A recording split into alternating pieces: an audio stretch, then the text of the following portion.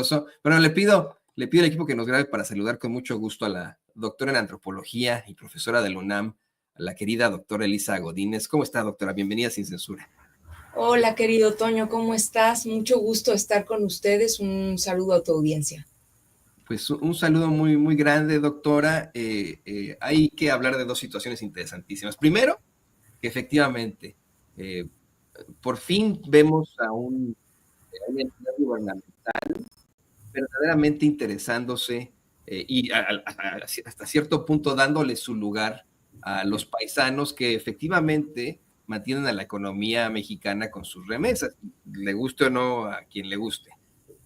Y por el otro, bueno, se crea el himno migrante que provocó en algunos fachos gran molestia, pero que en muchos otros, en los mexicanos, ensalzó sus corazones, y al mismo tiempo de que pues la doctora Claudia Sheinbaum dice, hagan de este himno suyo, hagan lo suyo, migrantes, paisanos, mexicanos, mexicanas. Sin embargo, me comentan por ahí que le pusieron derechos de autor y ahora cualquiera que lo comparta ahí en redes sociales se lo bajan de las transmisiones, es lo que estaba viendo, hombre. Pero bueno, vamos por partes. Hablemos de el himno migrante, doctora Elisa. Toño, pues mira, me parece además muy pertinente conectarlo con lo que tú has mencionado antes de que yo entrara a cuadro, porque fíjate que, a ver, primero diría, yo en lo personal hago un reconocimiento a medios como ustedes, como Sin Censura, que como bien dices, bueno, pues se debe pues a la gente, ¿no? A la gente que lo apoya y que sigue las transmisiones y demás. Y en este caso, bueno, lo que yo tengo entendido es que específicamente, y bueno, tú mismo estás allá y tú mismo eres un ejemplo, igual que Vicente, de que ustedes tienen una presencia muy importante en los Estados Unidos, con las paisanas y los paisanos que están allá, que viven allá, y que pues desde hace un tiempo ustedes se han convertido en una opción muy importante para que ellos pues estén enterados de lo que sucede aquí, y no solo eso, sino que participen con sus comentarios, con sus aportaciones y demás, ¿no? Entonces eso en primer lugar me parece como muy, muy importante resaltarlo. No solo, por supuesto, ustedes tienen presencia allá, acá también, pero conectándolo un poco con este tema, yo creo que, a ver, lo del himno migrante, un poco proponíamos este tema y comentarlo, porque viene también muy a cuento con, bueno, lo que tú también presentabas hace un momento, que es el mensaje tan potente que hizo el senador Gerardo Fernández Noroña, y que lo hicieron, bueno, lo hizo a través de ustedes, a través de este medio, que es una lástima, como bien dices, que no se les dé el crédito correspondiente, pero que es fundamental que atendamos esto, porque estamos en la antesala de la asunción, bueno, de la llegada al poder de modo formal, nuevamente, del presidente Donald Trump, que como todos sabemos, no tengo que repetirlo, pues tiene dentro de su propuesta política una posición pues que es absolutamente rechazable, ¿no? en todos sentidos, ¿no? Desde el punto de vista de los derechos humanos, tanto como desde el punto de vista de, digamos, de la honestidad que tendría que tener Estados Unidos para reconocer no solo, digamos, la importancia que tienen en términos económicos y culturales la población migrante en general, y en este caso nosotros que somos sus vecinos del sur, los migrantes, las personas migrantes de origen mexicano en Estados Unidos. Es que lo quieran negar y quieran ahora, bueno, venir con estas políticas xenófobas, porque lo cierto es que lo que hay detrás de eso es prácticamente un rechazo, un odio a los extranjeros, ¿no? Pero a ciertos extranjeros, no a todos, porque también esa xenofobia tiene que ver, creo yo, con un tema de supremacismo blanco que ha existido en Estados Unidos desde hace mucho tiempo como ideología. Pero bueno, lo que quiero decir con esto es que estamos en esa antesala y por lo tanto mensajes como el del senador y símbolos como este, digamos que puede, para mucha gente podría parecer algo como, bueno, es una canción y pues no tiene mayor relevancia.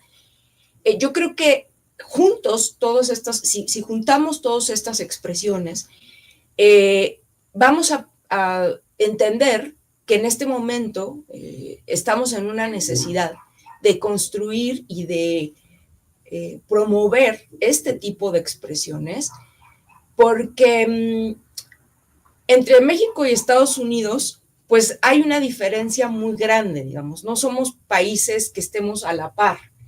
Naturalmente, Estados Unidos es un país muy poderoso y pues México no estamos mal, pero no somos un país imperialista, no somos un país, digamos, de primer mundo. Hemos mejorado muchísimo en los últimos años, pero no hay manera de competir con el poder que tiene Estados Unidos, ¿no? O sea, entonces nosotros tenemos que, digamos, defendernos y disputar en otros planos. Y creo que el plano simbólico, el plano cultural es muy importante. Por eso me parecía importante hablar de este himno, porque es parte, como digo, de estos elementos que creo que a partir de ahora vamos a tener cada vez más, tanto desde el gobierno como desde la sociedad, que ir generando, ¿no? Que ir construyendo y que ir difundiendo, tanto de este lado de la frontera como del otro lado, ¿no? Porque para poder construir una, digamos, estrategia defensiva ante los excesos, pero ante las posibilidades también reales de que Donald Trump cumpla con esta atrocidad que es la deportación masiva, por ejemplo, pues tenemos que construir, como digo, una estrategia defensiva, sobre todo a nivel simbólico y a nivel cultural, ¿no? Porque fíjate tú que hay que entender, yo sé que tu audiencia lo sabe perfectamente, pero hay muchas personas que luego no lo logran ver tan claro, la importancia de los mexicanos en Estados Unidos. Ya sabemos en términos económicos lo que eso representa, ¿no? Es muchísimo el aporte que hacen los mexicanos con su trabajo. Y nada más aquí señalar una cosa. A Estados Unidos y a muchas empresas y empresarios en Estados Unidos no lo dicen, nunca lo van a decir, pero les conviene que digamos, el trabajo de muchos mexicanos y mexicanas allá se mantenga en la ilegalidad, ¿no? Les conviene que no se regularice la situación de muchísima gente, porque eso les implicaría, pues, un costo, digamos, les implicaría que sí, un costo porque tendrían que registrar a la gente en la seguridad social, porque tendrían que pagarles más y mejor, y otra serie de cosas, ¿no? Entonces, lo que quiero decir es que Estados Unidos nunca admitirá que el trabajo, digamos, de personas que no están con documentos, ¿no? Les favorece, ¿no? Pero luego, además, habría que entender la importancia que tiene la comunidad de origen mexicano en Estados Unidos. La importancia que tiene a nivel cultural. Porque si bien es cierto que los migrantes de origen mexicano son, en comparación con otras nacionalidades que emigran a Estados Unidos, el mayor porcentaje, a lo largo de por lo menos el siglo pasado y lo que va de este, no han tenido una expresión política tan importante como, por ejemplo, lo ha tenido la comunidad cubana, ¿no? Que, bueno, por razones también políticas que no me voy a detener ahora, siempre se le dio y se le sigue dando un lugar muy preponderante en la política de Estados Unidos, ¿no? Lo que hace, digamos, el exilio cubano en Estados Unidos. Los mexicanos no hemos tenido para nada, ¿no?, la posibilidad de tener esa palestra, ¿no?, y, digamos, esos liderazgos, no porque los mexicanos no podamos promover liderazgos de ese tipo, sino porque nuestra fuerza más bien tiene que ver con lo cultural más que con lo político, ¿no? O sea, y es muy importante lo que decías tú hace rato, hace un momento, la anécdota de las piñatas, ¿no? Y tú decías, bueno, yo de todo el tiempo que llevo viviendo aquí, no hay fiesta a la que yo no vaya que no haya piñata, ¿no? Y claro, esto es la piñata, pero es la comida, pero es la familia, pero es el idioma, pero digamos, son todo ese conjunto de prácticas, ¿no? Y de elementos y de demás que hacen que los mexicanos en Estados Unidos seamos una fuerza cultural muy importante. Y esa fuerza cultural es precisamente a la que Estados Unidos, una parte importante de su sociedad, precisamente la sociedad blanca, ¿no? Anglosajona, protestante, etcétera, etcétera, ve como una amenaza. O sea, el tema aquí, y por eso es tan virulenta la propuesta de Trump ahora, es porque lo que subyace en eso es un miedo profundo que tienen estos sectores en Estados Unidos del poder cultural que tiene, por ejemplo, la comunidad mexicana en Estados Unidos. Y no es casual que cada tanto veamos, me acuerdo en una ocasión anterior que estuve con ustedes, tú pasabas un video, según me acuerdo, o tú o Vicente, no recuerdo bien, de una situación de un ciudadano norteamericano que se ponía a insultar en un restaurante. Sí. ¿Te acuerdas, no? Sí, fue un restaurante Five Guys, estos de hamburguesas. Exactamente, ¿no? Entonces, ¿qué es lo que vemos allí? Bueno, lo que vemos es esta actitud irracional, ¿no? De miedo y de odio que despliega un ciudadano norteamericano, digamos, anglosajón y tal. Y sobre todo, no, según recuerdo, a ver, tú corrígeme, Toño, esta parte en donde le decía que hablara en inglés, ¿no?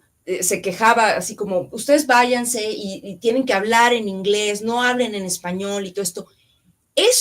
Ese ejemplo, lo que quiero decir es que muestra en el fondo el terror que tiene un sector en Estados Unidos, precisamente de la fuerza que tienen los migrantes, especialmente latinos y especialmente mexicanos, que hablan español, ¿no? Ante esto, porque ellos suponen, ¿no? En su miedo irracional y en sus terrores de cualquier tipo, que esto, digamos, los va de algún modo a, ¿cómo explicarlo? Les va a afectar, los va a vulnerar en, digamos, su esencia estadounidense, que tiene que ver con ese supremacismo blanco sobre el protestantismo y demás, ¿no?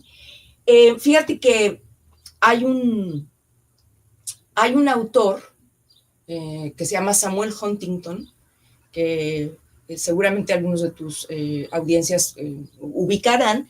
Bueno, esto es un politólogo norteamericano que ha escrito muchos libros, uno muy famoso que escribió hace, no sé, 30 y tantos años, que se llama El choque de civilizaciones, es como uno de sus libros más famosos, y tiene otro por ahí que se llama ¿Quiénes somos? En ese libro, Samuel Huntington un poco desarrolla el argumento de que una de las posibilidades terribles que existen, dada este contexto, es que, digamos, se llegue a dar una secesión, ¿no? De alguna parte del territorio por la presencia tan grande, digamos, de los hispanos, ¿no? En ciertas regiones de Estados Unidos, ¿no? O sea, sabemos que esto, digamos, en términos reales y aquí y ahora, pues es prácticamente imposible, ¿no? Pero un poco lo que quiero mostrar con esto es el terror que tienen en Estados Unidos ciertos sectores de que esto llegase a ocurrir. Y me parece que se expresa de manera muy fehaciente con una política y un político que trae, digamos, esta ideología como Donald Trump, ¿no? Porque eso amenazaría, o sea, la presencia tan grande de hispanos en Estados Unidos con el idioma, amenaza, ¿no? Precisamente la propia identidad suprema de los WASP, ¿no? De los blancos, anglosajones, protestantes en Estados Unidos. Y en realidad, aquí lo que habría que reflexionar es por qué desarrollan este miedo, ¿no? Y lo cierto es que, como yo te decía, ¿no? Tiene que ver con una cosa, que es la fuerza cultural que tienen los mexicanos en Estados Unidos. Y la fuerza cultural, porque los mexicanos en Estados Unidos, aún las segundas o terceras generaciones, incluso aunque haya jóvenes que ahora ya no hablen tanto el español, ¿no? Y hablen solamente inglés, pero muchos de ellos, o muchas de ellas, están muy conscientes de sus orígenes y saben perfectamente que sus prácticas culturales las pueden no solo, digamos, seguir reproduciendo y si se han perdido, retomar, porque es lo que pasa con mucha de la población de origen mexicano en Estados Unidos. Por lo tanto, ¿no? Y con esto un poco cerraría para no extenderme mucho más, estos elementos como el himno migrante, ¿no? Que vienen a recordar la identidad de los mexicanos en Estados Unidos o en cualquier parte del mundo, ¿no? Me estoy refiriendo ahora a los mexicanos que están en Estados Unidos, porque, bueno, son la mayoría de los mexicanos que están en el exterior, es muy importante, ¿no? Como vimos en el componente, digamos, de quiénes son los que están participando en este grupo que se formó para cantar este himno, muchos de ellos precisamente son chicos que pues nacieron allá o que sus familias migraron para allá o que tienen una relación muy estrecha con Estados Unidos, ¿no? Es una lástima, por cierto, que no se pueda reproducir en otros sitios como en porque por la cuestión de los derechos, me parece que eso sería algo que tendrían que resolver desde presidencia, porque entonces pues va a ser un contrasentido si lo que queremos es que este himno cada vez, digamos, tenga mayor difusión. Pero lo bonito, creo yo, lo lindo, es que podemos entender precisamente la importancia, el poder que tiene la cultura, ¿no? El poder que tiene las cosas tan hermosas que tenemos los mexicanos, que se exportan y se llevan para allá y que aunque estén allá la gente no las pierde o las retoma, ¿no? Y eso te habla precisamente de que probablemente nuestra fuerza no radica necesariamente en estrategias políticamente abiertas, pero sí tenemos una fuerza innegable a nivel cultural y a nivel de identidad. Porque los mexicanos, aunque se vayan allá y aunque sean segundas o terceras generaciones, no pierden su identidad. Y eso es precisamente lo que más asombra y más miedo causa en Estados Unidos. Y además, estos procesos de aculturación, en la opinión de su servidor, doctora, en la mayoría de los casos son inofensivos. No tiene de verdad nada de malo que, por ejemplo, en fechas acercándose al Día de Todos los Santos, en ambos países, en México y en Estados Unidos, se celebren, por ejemplo, las dos fiestas, ¿no? Se celebre primero el Halloween y que los niños, ocurre ya en cualquier parte de México, se disfracen y más que salgan a pedir calaverita, pidan dulces en cualquier calle, en cualquier ciudad, en cualquier estado. Que a la vez acá en Estados Unidos la gente empieza a poner sus ofrendas o ya empiezan a consumir pan de muerto, que estén muy interesados en vivir el Día de los Muertos, en lugar de Día de Muertos, Día de los Muertos, por no sé por qué. Están siempre muy interesados en eso. Como también en el caso de estas fechas decembrinas. ¿En qué momento verdaderamente alguien se queja de que los mexicanos o de alguna otra forma pongan su árbol de Navidad, que es una tradición alemana, por cierto. O bien tengan en toda la iconografía de los comercios a un Santa Claus que fue creado por Coca-Cola, que no puede ser más estadounidense que Coca-Cola, ¿no? O sea, el Santa Claus que vemos hoy en día no es verdaderamente San Nicolás, Papá Noel, vamos en cuanto al santoral católico, no, es el que se aventó un excelente publicista de Coca-Cola. Ese es al que los niños le piden juguetes. Claro.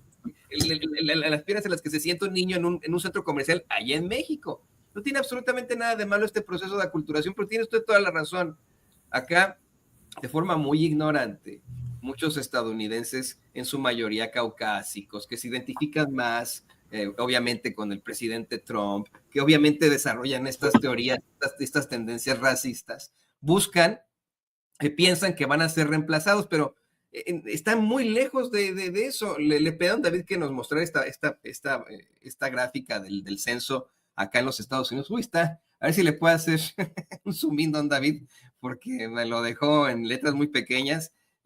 A ver, don David, exactamente. Vamos al censo por raza y origen.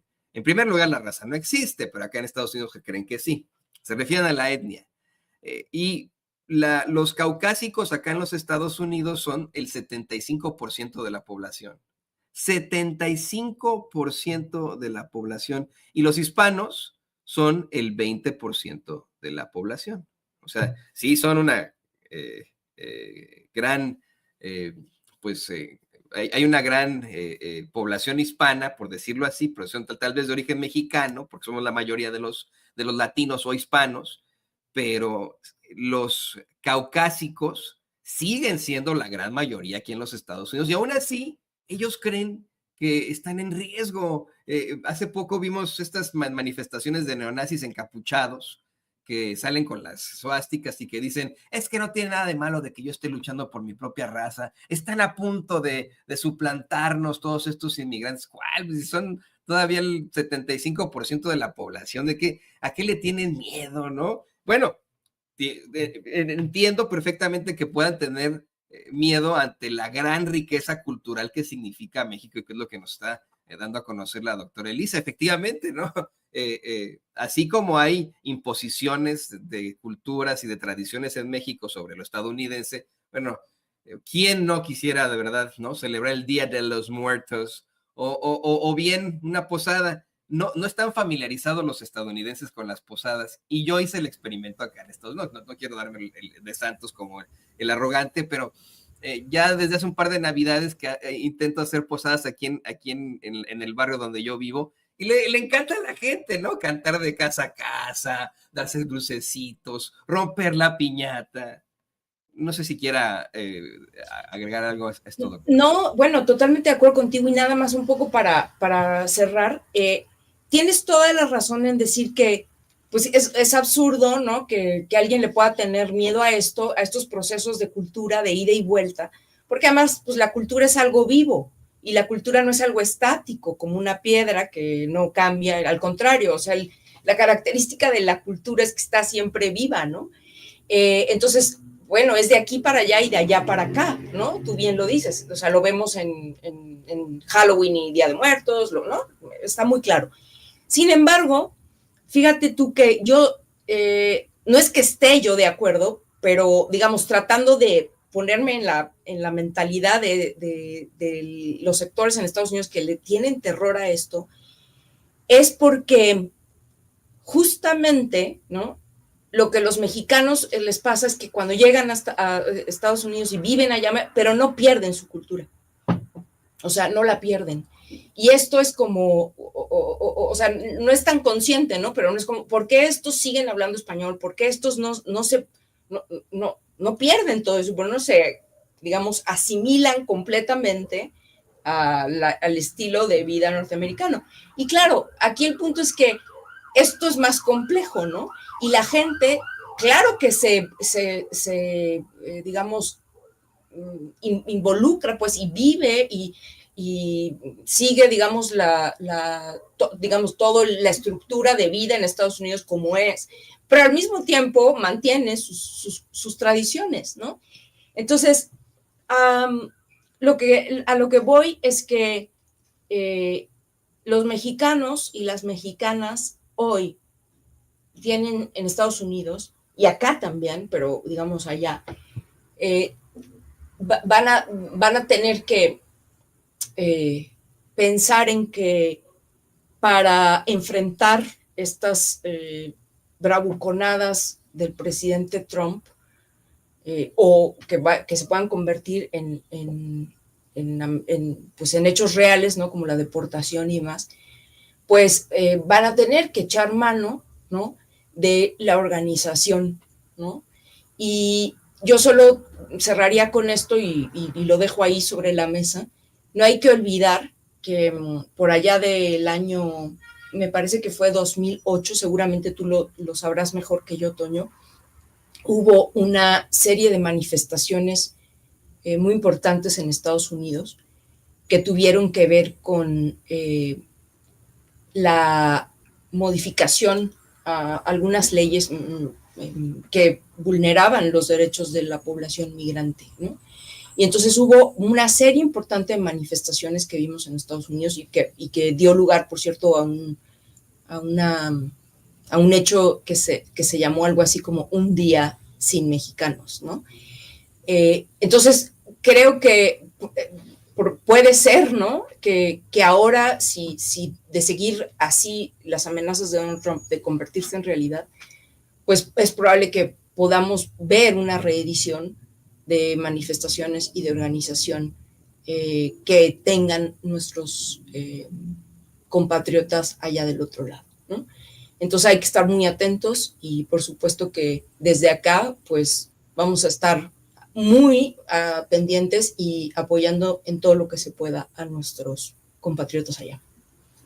Y tuve la oportunidad en aquel entonces de cubrir estas marchas del millón, así le llamaban, entre el 2006 y el 2008.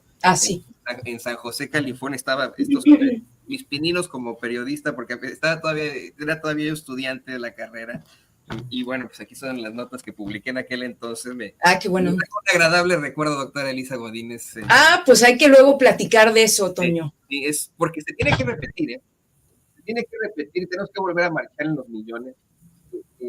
Yo recuerdo con mucho cariño esas marchas del millón, porque eran hombres, mujeres, niños y niñas, papás con sus hijos o con sus hijas en los hombros, con banderas de México y de los Estados Unidos, papás indocumentados, hijos ciudadanos, hijas ciudadanas, todos ellos marchando y diciendo, esta es su realidad hoy en día.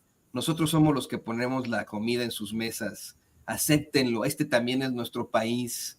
Así es. Y se planea una marcha precisamente y una especie de boicot, otro paro de mexicanos, un día sin mexicanos para enero. Se habla del 11 de enero, pero no estamos seguros. Eso es lo que nos planteaba nuestro amigo Raúl, el troquero político, que es uno de los grandes activistas precisamente de la costa oeste.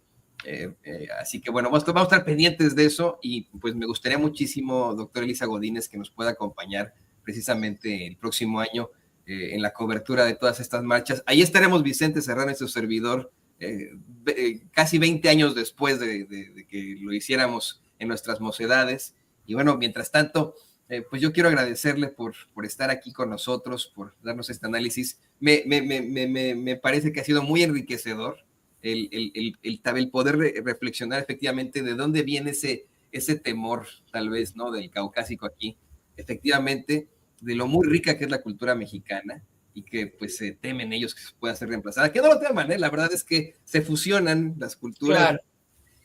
Claro. Más bien se convierte en una situación muy interesante. Le pido, doctora, que por favor nos comparta sus redes sociales para que la gente se ponga en contacto. Claro que sí, Toño. Bueno, a mí sobre todo me van a encontrar en el Twitter. Ahí en la pantalla pueden ver mi arroba, que es @t de Toño A, 3 Ns y T. Me va a dar mucho gusto encontrarlos por ahí. Y bueno, agradecerte mucho, Toño, a tu audiencia. Siempre es un placer y pues ojalá podamos seguir platicando sobre estos temas tan importantes. Seguiremos aquí con muchísimo gusto, platicando con la doctora en antropología y profesora de la Universidad Nacional Autónoma de México, la doctora Elisa Godínez. Muchas gracias, Elisa. Un abrazo. Un abrazo. Mire qué padre esto que platicamos, qué fuerte. Y yo insisto, usted no lo vea como algo negativo, el tal vez asimilarse en estos procesos de aculturación. Y más allá de hacerlo a un enfrentamiento con nuestros vecinos caucásicos acá en los Estados Unidos, ¿por qué no los invita a una carnita asada? En buena onda, ¿no? A lo mejor en el barrio está el vecino que es medio, ya sabe usted, ¿no? Medio racista, ya lo conoce usted, ¿no? El cuate que, híjole, pone sus banderas, que a veces hace comentarios medio raros en las juntas de vecinos y etcétera. Invítelo, o el que ya también es un señor o señora de la tercera edad y que tiene sus comentarios o sus planteamientos medio difíciles, invítelo a una carnita asada. Invítelo a alguna fiesta que haga usted que tenga que ver algo con nuestra mexicanidad o con nuestra pues realidad como latinos, si usted no es mexicano. Invítelo, júntelos, muéstreles que usted también es persona. Lo que está buscando Trump y sus seguidores es deshumanizarnos, es ponernos como criminales, es decir, miren estos cómo celebran, cómo hacen cosas. No, no, no. Hay que buscar que nos vean como seres humanos. Invítelos a nuestros relajitos si quieren. Pues, le pido por favor que no pongamos la música a tan alto volumen como nos encanta hacerlo a altas horas de la noche. No lo hagamos. Busquemos ser respetuosos. Claro, usted puede hacer lo que usted quiera, ¿no? Busquemos ser respetuosos, pero unámonos todos invite a quien a lo mejor a usted le parece es un racista, para que vea que usted también es una persona y que todos pueden ser vecinos, todos pueden convivir siempre en nuestros barrios. Pero bueno, se vienen las cosas ahí para enfrentar el toro por los cuernos, y mientras tanto hay que